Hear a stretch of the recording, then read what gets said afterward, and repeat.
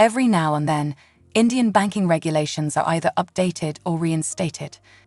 Recently, the requirement for proof of Indian origin is becoming an important factor for Indian banking.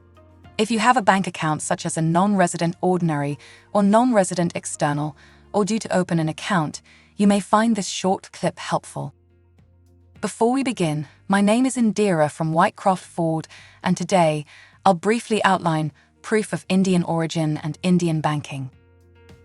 Is proof of Indian origin a mandatory requirement for Indian banking? Well, in most major Indian banks, this has now become an important part of KYC requirements. However, the documentary evidence establishing proof of Indian origin will vary from bank to bank.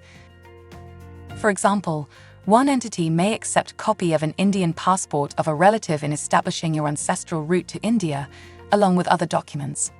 In other cases, documents such as school leaving certificates and birth certificates may be acceptable forms of proof of Indian origin. You should check and prepare in line with the eligibility requirements to avoid delays. Let's briefly look at what proof of Indian origin actually means for a foreign citizen of India. Proof of Indian origin essentially means establishing one's ancestral roots to India, and this may be established through various documentary evidences. These documentary evidences clearly link an individual as a person of Indian origin because of their ancestral roots.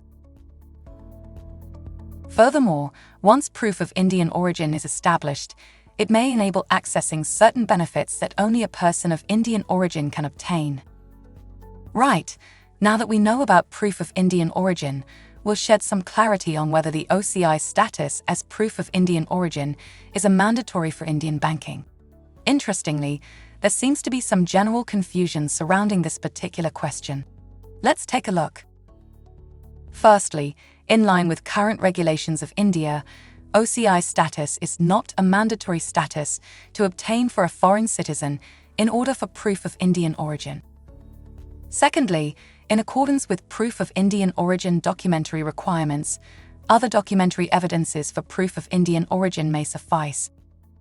Although there seems to be some gray areas around this subject, the best way forward would be to check the acceptable forms of documentary evidence with your particular Indian bank.